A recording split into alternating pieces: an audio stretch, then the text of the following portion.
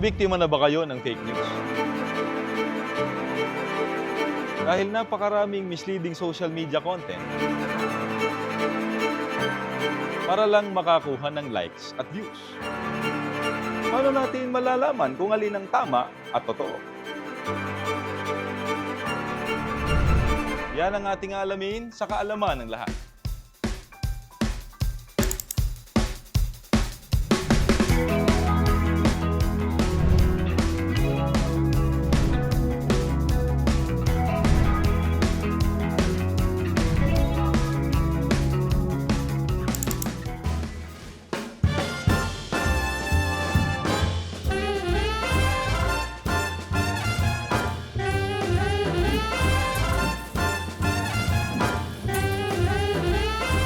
Sa panahon ngayon, kahit saan ka lumingon, talaga namang marami kang nakikitang nagmamahal. Nagmamahal ang presyo ng gulay, bigas, karne, pati gasolina. Napakamahal. Hindi, biro lang. Huwag tayong maging bitter sa happiness ng iba. Sabi nga nila, pagka daw dumarating ang buwan ng Pebrero, talaga namang love is in the air. Mapapansin natin na marami ang busy sa paghahanap ng mga ireregalo. Bulaklak, tsokolate, handwritten letter, at marami pang iba. Talaga namang effort para iparamdam ang kanilang pag-ibig sa isa't isa. Kasi nga raw, Pebrero, buwan daw ng mga puso. Pero bago tayo mag-heart react sa okasyon na ito, ay alamin muna natin, paano ba ito nagsimula? Saan ba nanggaling ang Valentine's Day? Nagmula ang pagdiriwang ng Araw ng Mga Puso sa pagdiriwang ng Lupercalia sa Roma na isinasagawa tuwing February 15. Ito ay isang pagan celebration kung saan ginagawa ang mga fertility rituals bilang pagpupugay sa kinikilala nilang ancient Roman god of fertility na si Lupercus.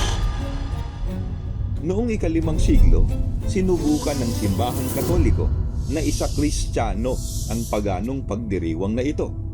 Noong taong 436, binago ni Gelasius ang pagdiriwang ng Lupercalia na ginaganap tuwing ika-15 ng Pebrero at pinalitan ito ng araw ni San Valentin tuwing ika-14 ng Pebrero.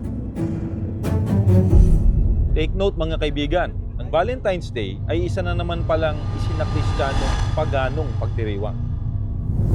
Share ko lang, alam niyo ba na noong May 1969 ay inalis ng Vatican sa kanilang opisyal na kalendaryo ang pista ni Valentino? Bakit? Dahil kulang ang ebidensyang siya ay tunay na nabuhay.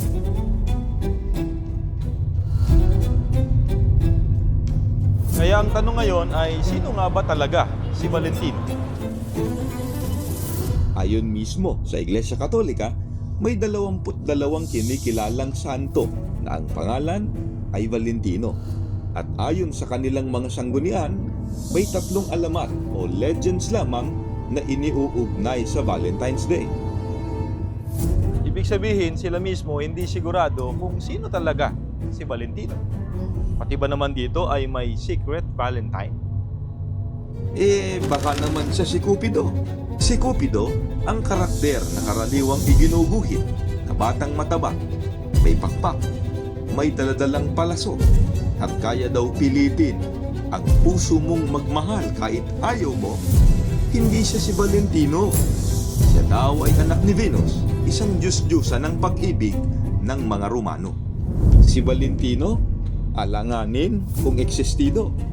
Si Cupido, anak ng Diyos-Diyosa ng mga pagano. Naku, paano na ito?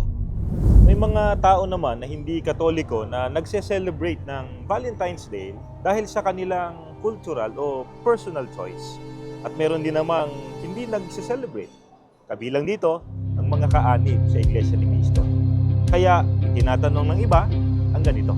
Bakit ang INC ay hindi nagse-celebrate ng Valentine's? Bitter ba kayo? Ang OA nyo naman? Hindi ba pwedeng mag-pause muna sa life at i-celebrate ang pagmamahalan? Bakit hindi na lang kayo sumabay na sa uso para hindi kayo nababash? Yan ang ating aalamin sa kaalaman ng lahat.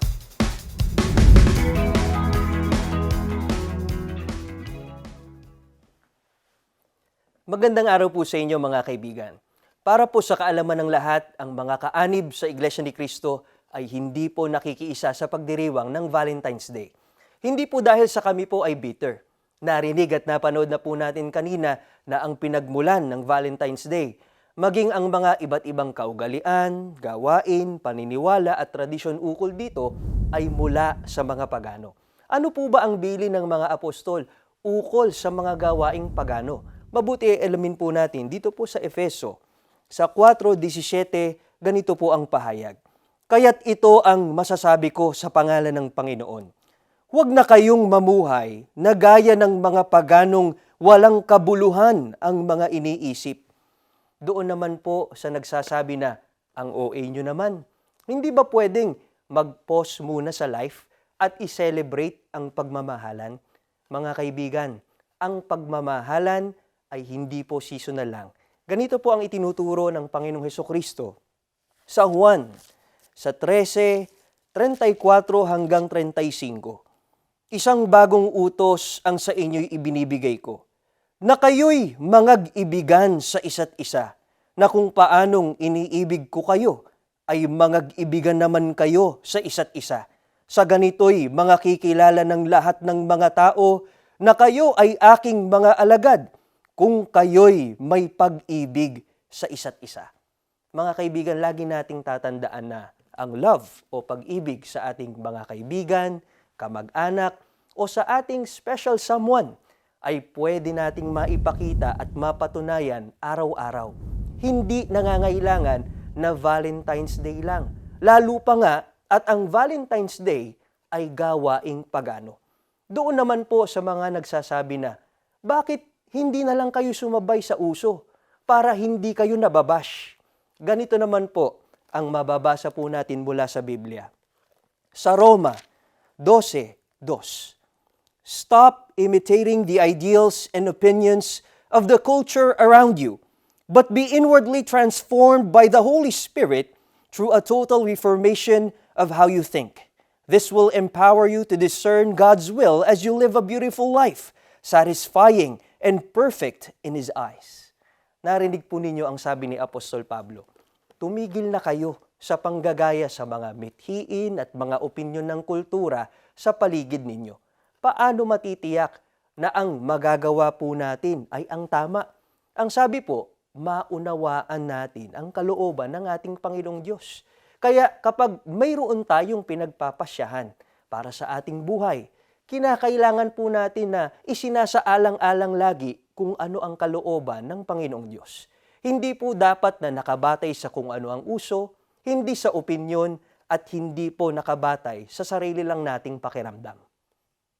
Ngayon ay alam nyo na kung bakit hindi nagse-celebrate ng Valentine's Day ang mga kaanib sa Iglesia ni Cristo. Sana ay nakadagdag ito sa kaalaman ng lahat.